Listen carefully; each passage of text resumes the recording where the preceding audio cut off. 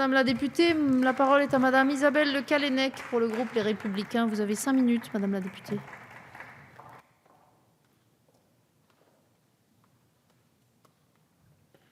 Merci Madame la Présidente. Madame la Ministre, Madame la rapporteure, dans un contexte très singulier de deuil national et de concorde nécessaire, nous examinons en deuxième lecture la proposition de loi du Sénat relative à la protection de l'enfance. Des enfants meurent de mauvais traitements dans notre pays. Toujours trop d'enfants souffrent de carences affectives. Les failles du système ne font que trop régulièrement la une des médias. La protection de l'enfance concerne près de 300 000 mineurs ou jeunes majeurs. La loi du 5 mars 2007 serait peu ou mal appliquée. L'intention du législateur de l'époque était d'améliorer la prévention, le signalement et les interventions sociales et judiciaires. Les principales limites de cette loi ont été identifiées.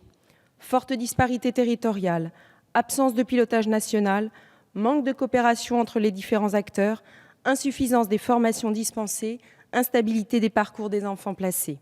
Alors la question est posée de savoir si cette nouvelle loi sur la protection de l'enfance répond à ces limites. Personnellement, j'estime qu'elle va dans le bon sens. Je me réjouis que la rapporteure ait réintroduit des articles ou amendements supprimés par le Sénat. Je pense au rétablissement du Conseil national de protection de l'enfance à l'article 1, au suivi renforcé de la scolarisation de l'enfant à l'article 2 ter, ou encore à l'examen annuel du projet pour l'enfant par une commission pluridisciplinaire à l'article 7. Je trouve également nécessaire la rédaction d'un protocole de coordination des acteurs de la protection de l'enfance sous l'autorité du président du conseil départemental.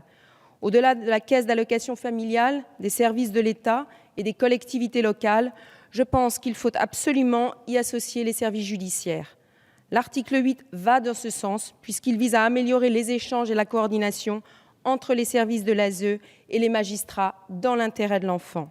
Je pense aussi que la désignation dans chaque département d'un médecin référent est une nécessité. De même, il apparaît approprié que l'évaluation des informations préoccupantes soit réalisée par des équipes pluridisciplinaires et prenne en compte la situation des autres mineurs présents au domicile.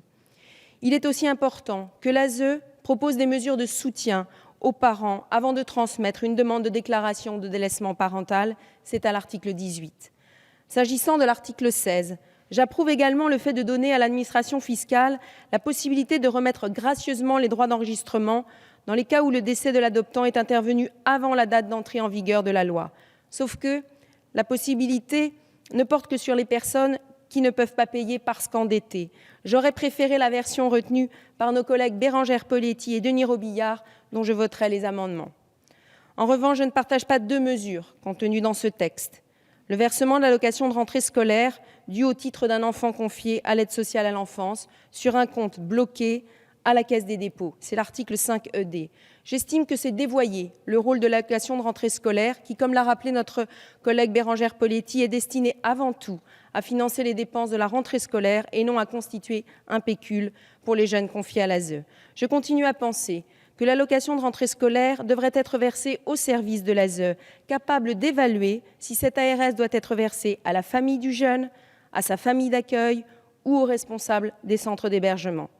Deuxième mesure qui me laisse perplexe, elle est à l'article 21 ter, qui limite la possibilité d'effectuer des tests osseux pour aider à la détermination de l'âge des jeunes étrangers isolés. Ces tests ne sont pratiqués aujourd'hui qu'en ultime solution pour déterminer l'âge sur décision de l'autorité judiciaire. Mais le seul fait de considérer qu'il faut recueillir l'accord de l'intéressé rend de fait cette mesure inopérante. Enfin, je m'interroge sur les moyens financiers qui seront mis en œuvre pour l'application concrète de cette loi. Je pense en particulier au financement de la formation continue que j'estime absolument nécessaire au même titre que la formation initiale des travailleurs sociaux. Qui financera? Les conseils départementaux ou les conseils régionaux? Je pense aussi aux moyens dévolus au PMI, comme cela a été rappelé tout à l'heure par notre collègue. Nous allons examiner une trentaine d'amendements en séance.